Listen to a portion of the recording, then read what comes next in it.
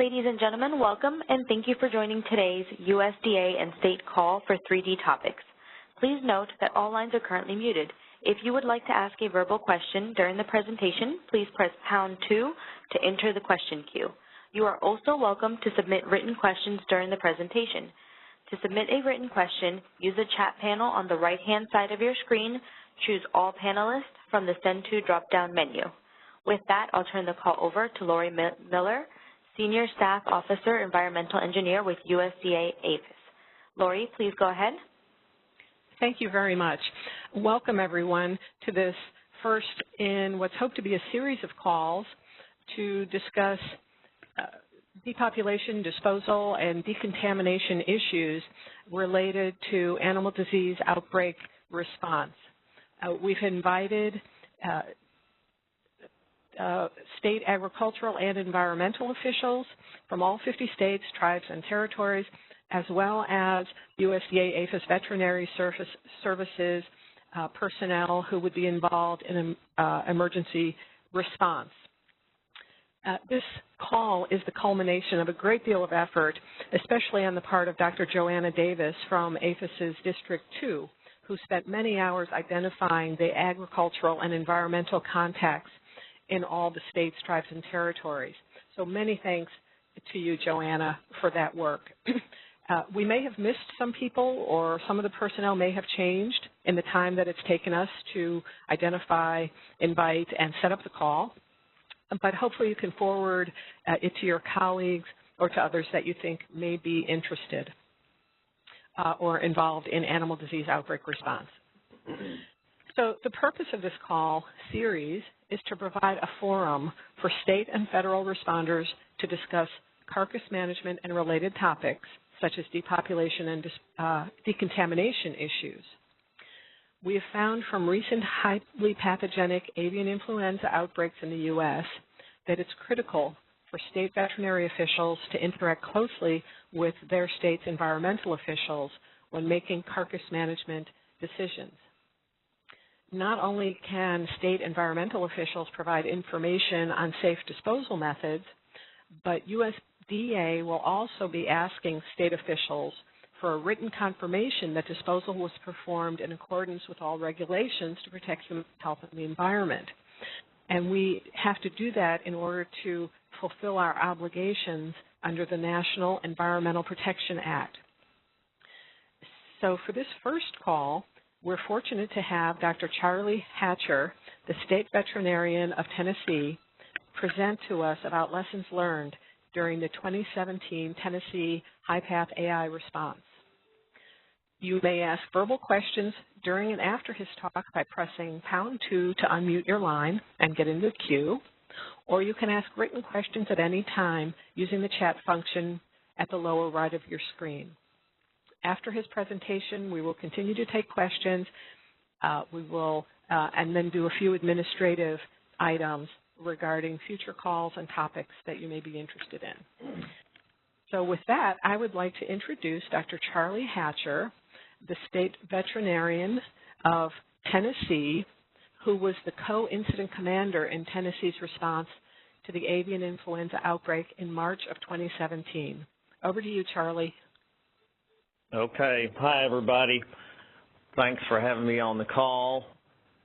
Tennessee was unfortunate enough to be the only state in the United States to have HiPath AI in 2017.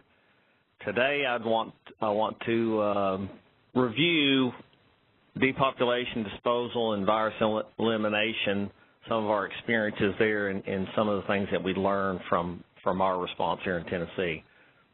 You can go to the next slide.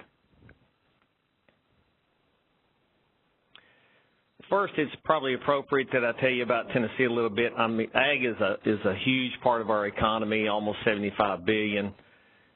And we're unique because we're a primarily a broiler breeder industry, where we have all the major primary breeders in the industry and supply a lot of the world's broiler breeder genetics to the world. Over $250 million in sale of hatching eggs and day-old chicks. We have 2 pedigree operations, 6 hatcheries, and many growers. Next slide.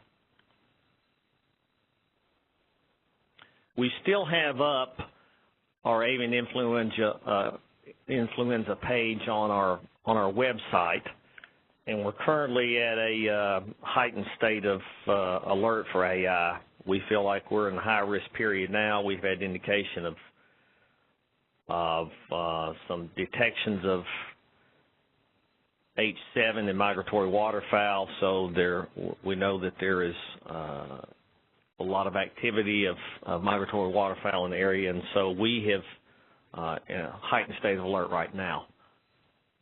And we'll just, if we get affected this time around, we'll just revive this web page and update it as needed. Next slide.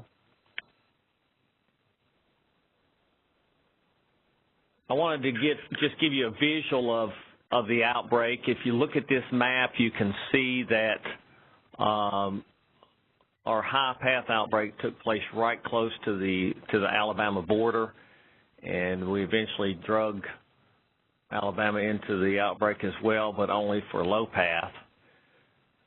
If you look at that orange circle, that's the high path zone, and you see within inside that there were 2 commercial high path locations. Over there to the left, you see a third commercial location, which was low path. So we had 3 total commercial locations affected, 2 high path and 1 low path, at least for Tennessee. And Alabama had numerous low path surveillance zones. Next slide. We had what we believed was a showering of the virus by migratory waterfowl in approximately 175-mile path running south to north, affecting Alabama, Tennessee, Kentucky, and Georgia, somewhere around the 2nd or 3rd week of February. Now, the particular variety that we had was North American wild bird lineage, H7N9, from migratory waterfowl, and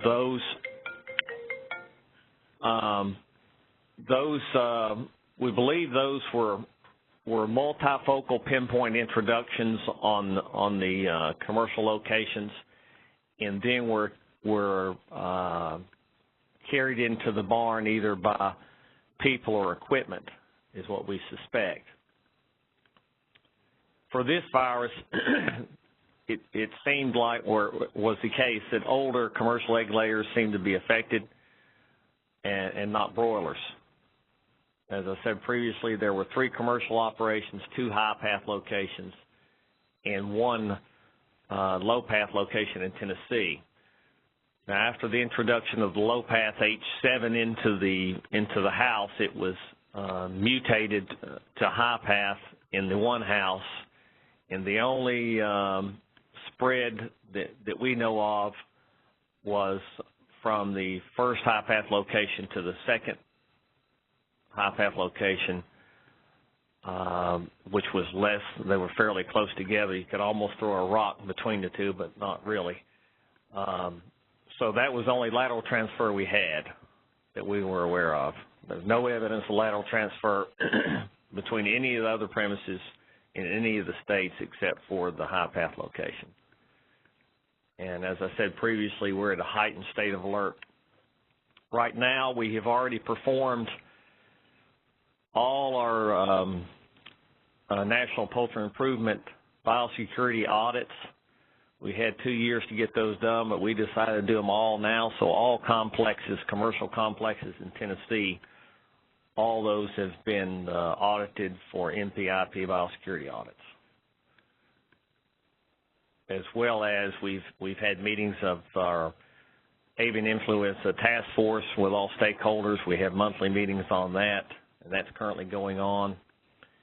And we are making other plans and preparations as well. The commercial companies have all aware of the high-risk period and have discussed and gone over biosecurity, increased biosecurity efforts with their growers.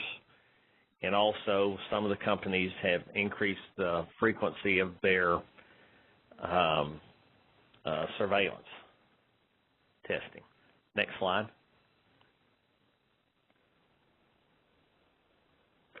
Now this is a USDA slide, and just the things that we're going to go over are going to be the depopulation portion, the disposal, and the virus elimination or decontamination part. Next slide. We were fortunate enough that National Veterinary Stockpile had 3 or 4 foamers located in Memphis at the time of our outbreak, and so we had those foamers at the high path location fairly quickly, within several hours. And for the most part, the foaming worked well. There were a few issues with freezing. It was cold enough at the time where we had some lines that froze, and then of course you have to deal with a lot of water. But for the most part, the foaming worked well. Although, being that said, we're interested in looking at CO2 for the next outbreak, so that we could minimize the use of water, and also it's a true euthanasia and might be preferable if you can manage it correctly and make sure all conditions are safe. Next slide.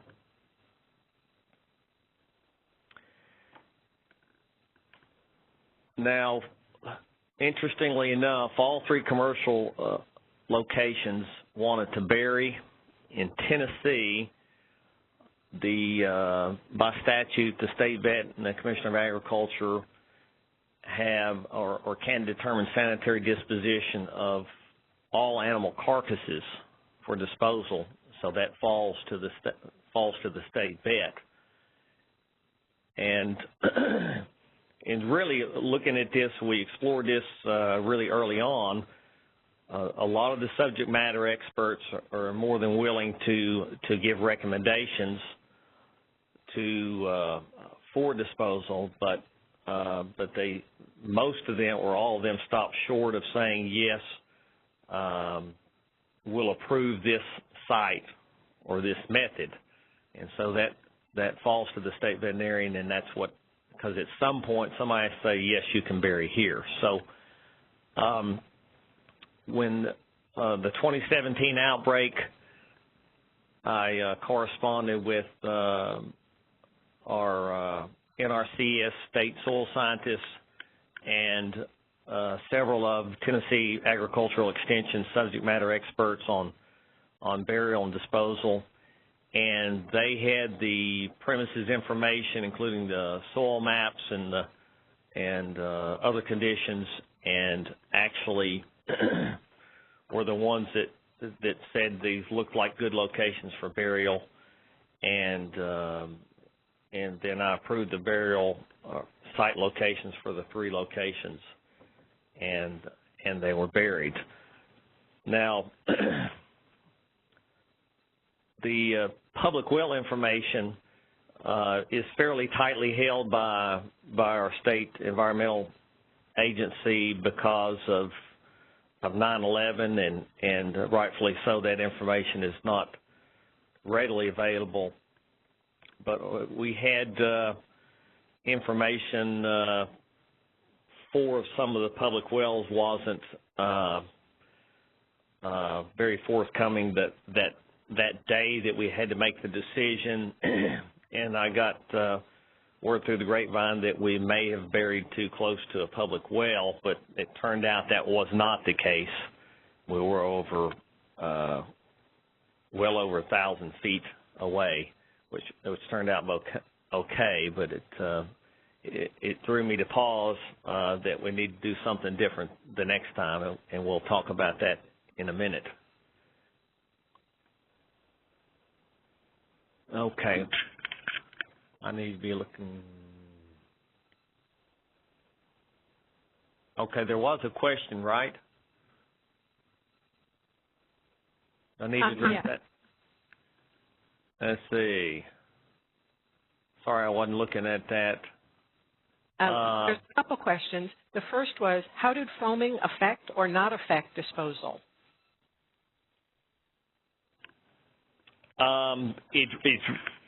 It really didn't affect it, although it's a watery mess, and so you had to contend with that. But the fact that we were burying it and not composting, I guess it didn't interfere too much with that part of it. So it really didn't affect too much.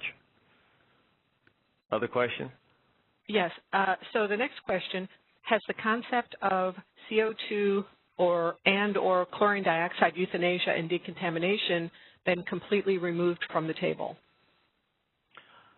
No, we're extremely interested in CO2 because it's through euthanasia, and actually we are going to have a demo by one of the commercial poultry companies within the next couple of weeks here in Tennessee to take a look at that and see how effectively it can be done in a broiler breeder barn. So that's coming pretty soon. And so that addresses the CO2 part of it. And in terms of the chlorine dioxide, I believe that is not on the table for depopulation, although it is an option for decontamination of the barn. But I think you'll be talking to us a little bit about what your experience was for virus elimination, correct? Yes. Yes, we'll get to that in a few minutes. Okay. And then the next question is that the issues you had in Tennessee were with a public well. What about private wells? Are there any concerns with local private wells? Yeah, we had all the private well information and felt really good about that. And we thought we had all the public well information, and we really did, but it was scary there for a little bit when I heard that we might have buried too close, but it turned out not to be accurate. So in the end, it turned out well, but it made me want to do something different next time, and I'll talk about that here in a minute. And that's all the questions we have in the chat queue. Okay. All right, you can go ahead and break in. If I happen not to see that, just go ahead. I don't mind at all. Thank you. Okay, we can go to the next slide. Now, we had a minimal few issues with burial. One of the test plots or burial plots that we had selected, they actually dug too deep. They went down 18 to 20 feet and hit some groundwater, so that had to be filled back in and moved to a slightly different site. They didn't dig as deep as they did the first time, and it worked out better, and we went on with that secondary site. Now, we didn't have at that time. I didn't have step-by-step instructions per se at my fingertips, so I went to some online burial recommendations that I pulled offline, and we used those, and it seemed to work out well because we ended up digging no deeper than probably around 8 to 10, 11 feet, and then we had a layer of birds that was a certain width, and then a layer of dirt, and probably no more than 2 layers of birds, and that were covered. So it was more of a trench burial than anything. And then in the end, everything worked out, although all 3 locations, after I went after the fact, the governor took a tour of some of the locations, and I was with him after months after it transpired, and they did have, all 3 locations had composting facilities that would have been outside of the poultry houses that were under roof. So I felt comfortable that we could have composted outside, although, composting inside would be my first preference because of the risk of spread of virus and so on. But I think the next time we definitely want to look at composting either inside or outside in preference to burial. Okay, next slide. I do have a question in the queue. Okay. All right. Has there subsequently been any leachate issues with the burial sites? No, there has not. We've been out and we've checked a few times, and the burial sites are all good.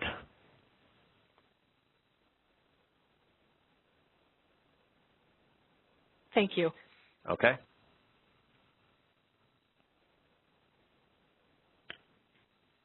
Now, this was another thing that I noticed.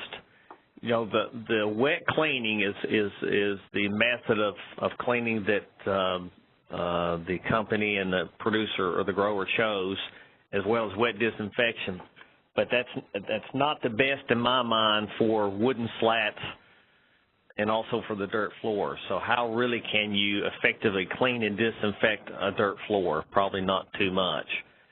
And so about, we had the outbreak the first week and a half in March, and we did not complete the C&D until May 13th. And so that end of the first week of May, I deployed a team of state field staff out there to finish up the power washing of the slats, because it was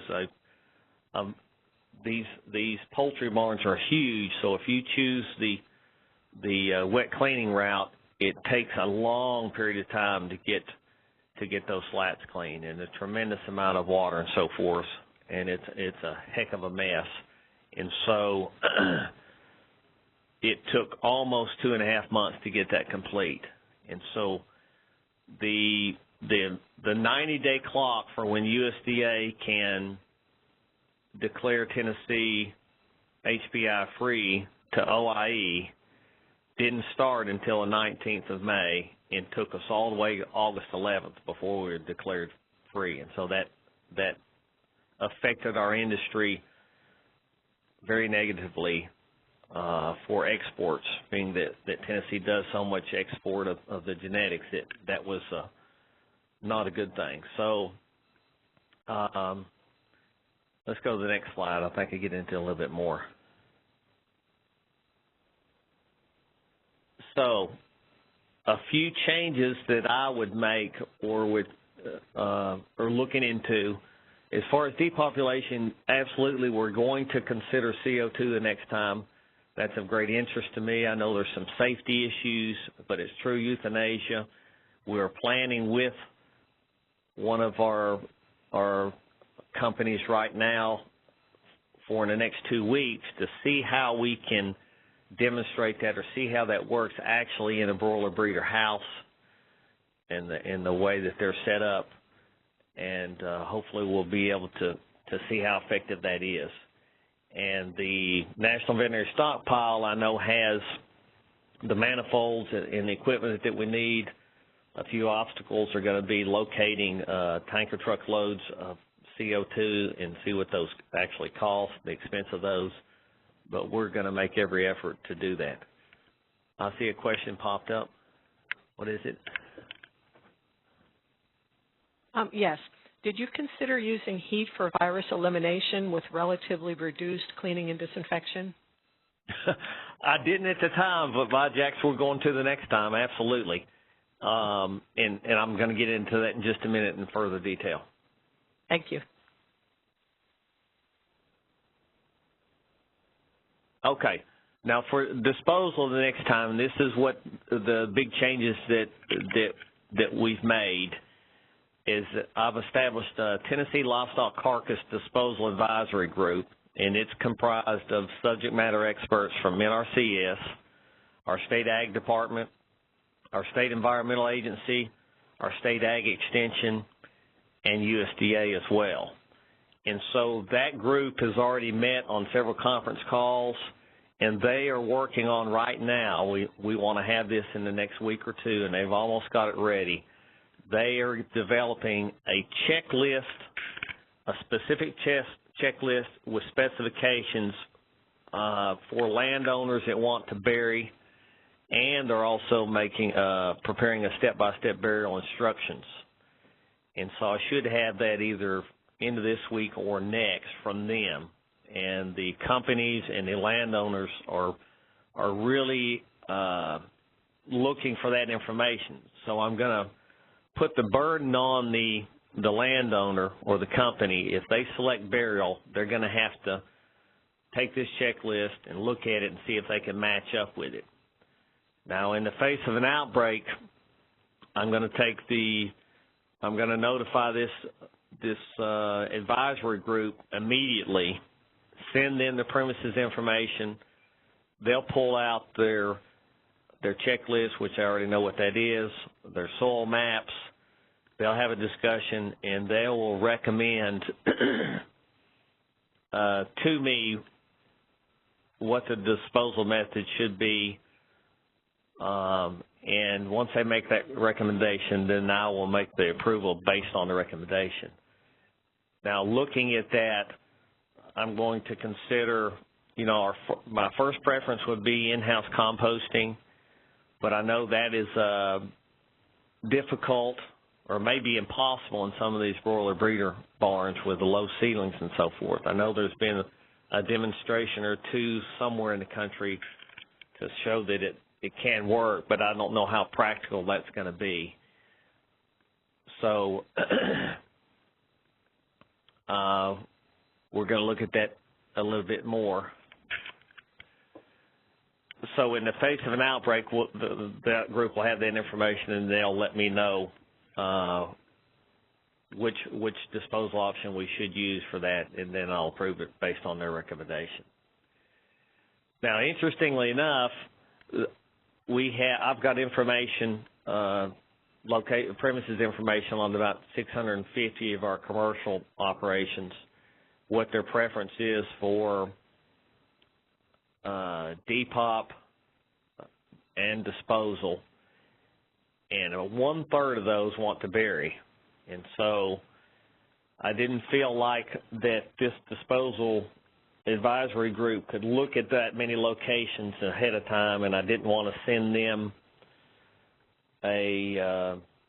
all the premises information that I have on the industry, because I want to hold that fairly closely. And so that's why we're going to, in the face of an outbreak, I'll send them information on affected premises, and they should be able to get that information to me fairly quick. Okay, I see some questions. Yes. So we have a question came in that is, what is the carbon source if you compost? So have you considered what carbon source you'll use in Tennessee? Yes, we've been planning on that for a long period of time. We have a AI task force that we developed in combination with our emergency management agency, and we have actually got the recommendations from General Services, which is one of our state agencies, and we feel like we have enough wood chips based on some ice storms that were cleared from some of our major Tennessee interstates. We have stockpiles of wood chips when they cleaned up from those downed trees, enough to do it. We also have identified additional sawmill carbon sources with sawdust and wood chips within some of the rural counties, so we feel fairly sure that we can get enough carbon source or truckloads of carbon to any county in the state within, we think, within 24 hours. Thank you. That's all the questions in the chat queue. Okay. And as far as virus elimination, we want to look at ways to minimize the use of water, especially in these dirt floor barns. I think water and dirt don't mix too well. It's almost impossible to really clean and disinfect those. So we would take a really hard look at dry cleaning and plus or minus wet disinfection. We might use the wet disinfection and then but minimize use of water. And the other thing we'd take a close look at is heat treatment. had a long conversation with USDA, and they've actually lowered their temperature requirements for heat treatment, I believe. And, you know, it took us so long in Tennessee to get the C&D done that it was in May when we finally got it done, and we had 80 degrees outside, and inside the barn I know had to be close to 90 or higher. So we probably could have sampled any time after the outside temperature heated to 80 and inside temperature was above that for several days with inside the barn. I don't think that we probably would have got negative virus isolation at that point. So it was an overkill what we did, and we'd do it differently the next time to try to speed up that 90-day declaration clock. That depends on the final day of C&D. So less water the next time, either wet disinfection, a little bit minimal, and or heat treatment, or both. Other questions? Thank you. Yes, so a new chat question has come in. Have you considered having farms considering burial go through a burial pre-approval process using soil scientist expertise before the event? Yes, that's what I wanted to do initially until we had 200 and some premises that wanted to bury. I didn't think I had enough time to get that done. I might still consider it, trying to get the advisory group to go through those locations, but so I decided to backdoor it and give them a burial checklist, and they insist on burial and they can meet that checklist. In the face of an outbreak, I'll get that information to the affected farms to the disposal committee to make the final recommendation to me for approval. So I'm kind of backdooring it, but yeah, that would be my preference. I just don't think I can get it done in time. Thank you. Another question, what did you do with the eggs and manure? Also, was anything packaged for transport to the disposal site? Okay, first question, the eggs and manure went into the burial site. Also, was anything packaged to transport to the disposal? Package. So how did you get the material from the barn to the burial pits?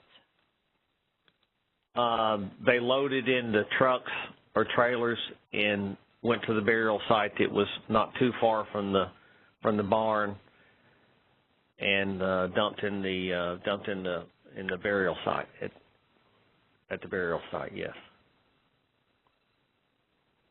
Okay, thank you. That's all the written questions. So that's a downside to burial, and a plus upside to in-house composting, as you know. Because you can have feathers flying and all that kind of thing, so it's not ideal. But the thought was that the quicker they got them in the ground, the quicker we could get it under control, which is true to a point, but it still has nothing to do with your AI declaration clock, because that only starts when C&D is complete. So it turned out to not be as big a factor as we thought. Another question has come in. Generally speaking, what is the recommended minimum separation distance between the bottom of a burial trench and groundwater? Okay. Well, that's getting out of my area of expertise. What is recommended minimum separation distance?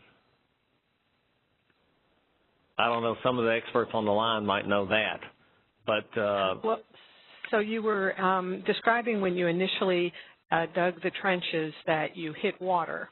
So there was no separation at that point. Yeah, so how? Yeah, my understanding is you don't want to dig too deep. And too deep, at least in some of the Tennessee soil, is they told me you don't want to dig 12, 18 to 20 feet deep. You want to dig more like 8 to 10 or 11 feet deep, at least in some of these soils. And so we knew it was a bad thing when you hit that. I wasn't out there, of course. I was at the incident command center, but immediately as soon as they hit water, they just stopped, filled back in, and moved to a different spot, and did not dig as deep the next time.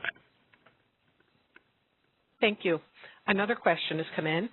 I may have missed it, but are you doing any testing of the potential leachate generation of the birds that were buried? testing of nearby existing wells, or have there been any testing wells put in near the buried birds for monitoring, testing purposes?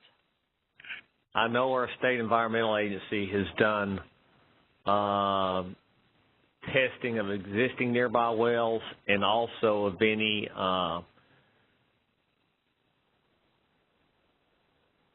I do know that, but I can't answer but there's been no testing wells put in near the buried birds, no, just for nearby wells. Okay, thank you.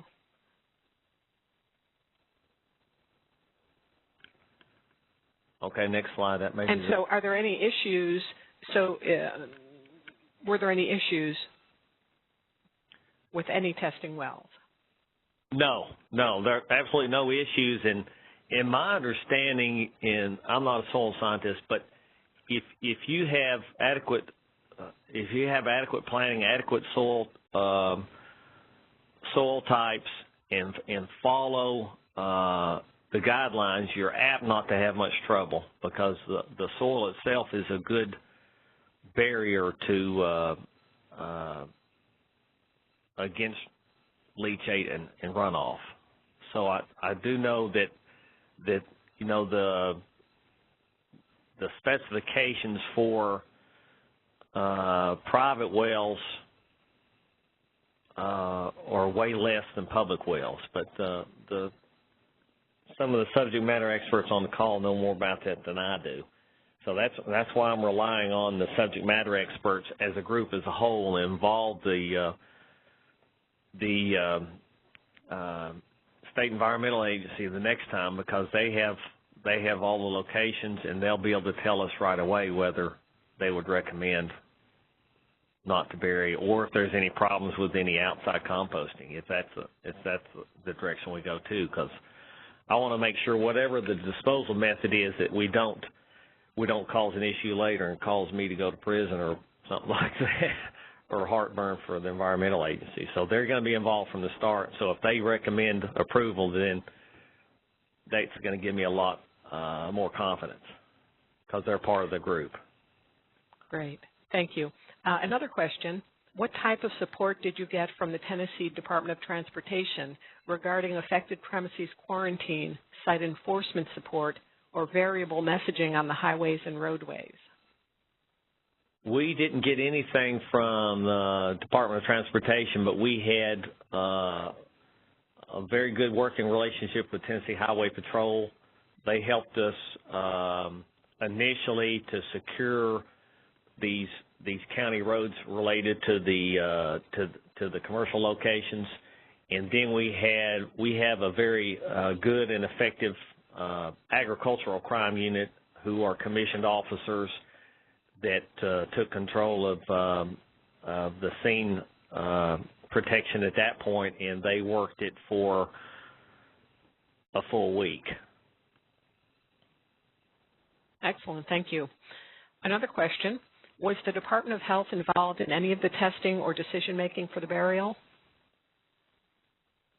That is a good question. The Department of Health is on our incident management team, and they're more involved with the monitoring of the workers and so forth, but they were not involved with any of the well testing or any decision on burial. Not that they shouldn't be. That maybe that's another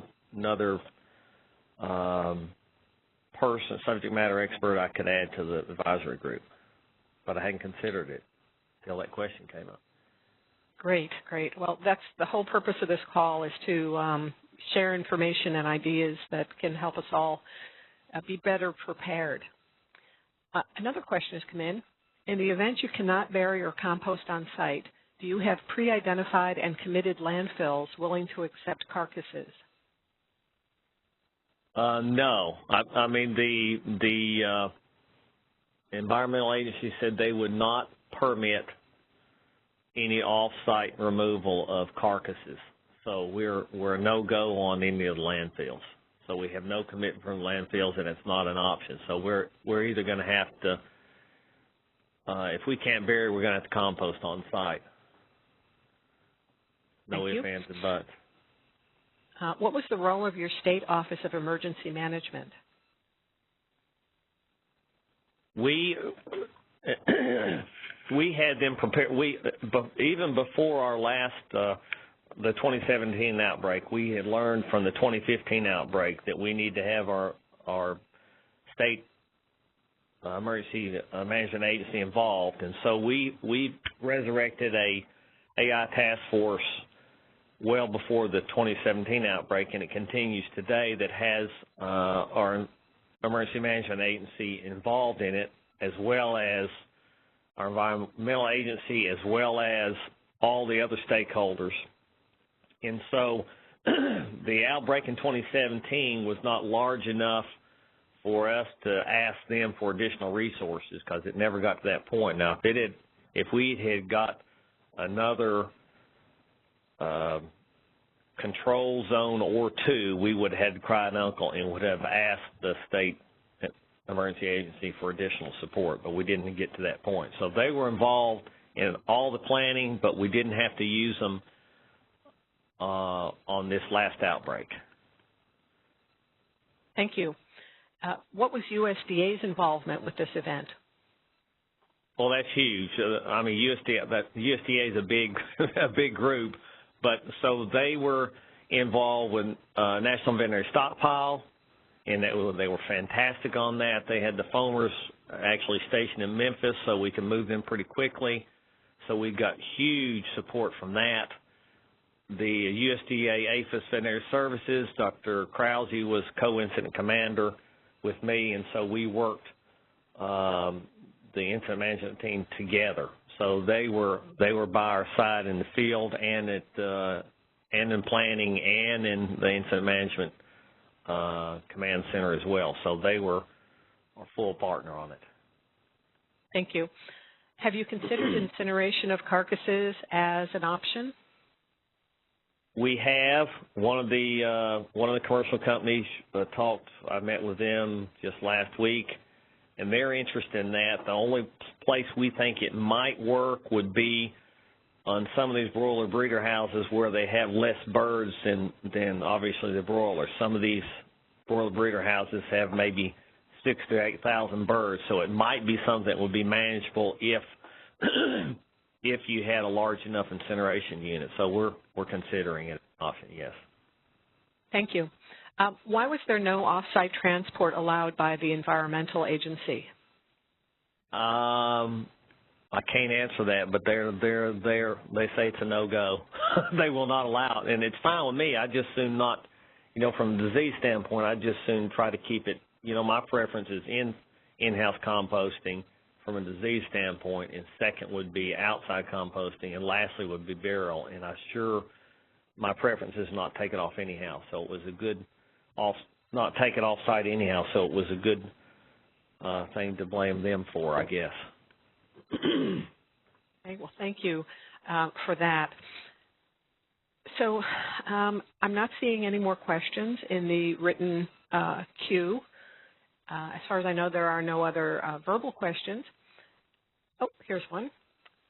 Were the foamers the large units with hose reels and carts, or the units with the handheld nozzles? That's a good question. See, I was busy at the Incident Command Center, wasn't on site, but I believe they were modified North Carolina models. I don't know if they were not. So I don't know if that tells you anything or not. Maybe it does. And we can get the answer to that question and let you know. Yes. Okay. Well, yeah. One of my comrades just stepped in and said they were the North Carolina units, which is what, Doug? They're not the KIFCO units. They were the smaller units, but they worked at the handheld nozzles. Handheld? We had some handhelds available, but we didn't use those. Okay, thank you. Were commercial contractors used, such as Veolia, Waste Management, Clean Harbors, or do you have them on standby? How did contracting work in your response? That's complicated because USDA, whatever USDA pays for, they're an approved contractor or not. We used, was it Safe Harbor? I think it's Safe Harbor, wasn't it? Or was it Clean Harbor? Yeah, I believe it was Clean Harbor that we used, some of those contractors, and they were on USDA's list, and they helped with some of the depopulation and also with the disposal. Thank you. I have a response to the previous question about which foamers were used. That was the model STC nozzle units, similar to the North Carolina ones. Yeah, thanks, Rodney. It was Clean Harbors. Mm-hmm. Yes. Okay. Wonderful questions, presentations. Thank you so much, Dr. Hatcher. So as you were giving your talk and as people were asking questions, some topics kind of came up where we might want to have future webinars. So I wanted to mention to the group that, if you have a method in your state that you think would be informative and helpful to the group, we would love to have you present your approach. And you can send your ideas to me, lori.p.miller@aphis.usda.gov, and I'll be happy to reach out to you and work that into a schedule for future webinars. There are a number of topics that kind of came to mind during this question and answer period. So it seems like people are interested maybe in knowing more about composting, and in particular composting in broiler breeder houses. We do have some folks on this invitation list. So there are about 250 people that were on the invitation list to this call, and so there are many experts in different areas who can share their knowledge with us in the future. So perhaps composting in broiler breeder houses would be a topic. Alternatives to wet cleaning and disinfection like heat or chlorine dioxide, those are some future options. Maybe parameters on when is it okay to bury at a location, what should be considered. We have some information about acceptable or suitable carbon sources with pictures and such that we can share with the group. And maybe an overview of how the National Veterinary Stockpile works and how the process works. So those are just some ideas that have kind of come to light during this. And so what I'd like to do is send out maybe a survey monkey to the group with some ideas for future talks, and maybe people can then vote on that, as well as when and how frequently people would like to have these calls. So we'll be looking for a kind of time of month, day of the week, time of the day that suits most people for an quarterly call. I see that there is also another question that's come up. The TDEC, I believe that's the Tennessee Department of Environmental Conservation, will allow off-site burial in a permitted landfill as a special waste, but the landfill operator has the final say. Thank you for that information. So are there any other questions, either written or comments, Dr. Hatcher, that you'd like to share with the group? As a reminder, if you'd like to ask a verbal question, please press #2 on your telephone keypad to enter the question queue. If you'd like to submit a written question, use the chat panel on the right-hand side of your screen and choose All Panelists from the Send To drop-down menu. Thank you. I appreciate the opportunity to present. Thank you very much. Thank you very much, and thank you to all the participants.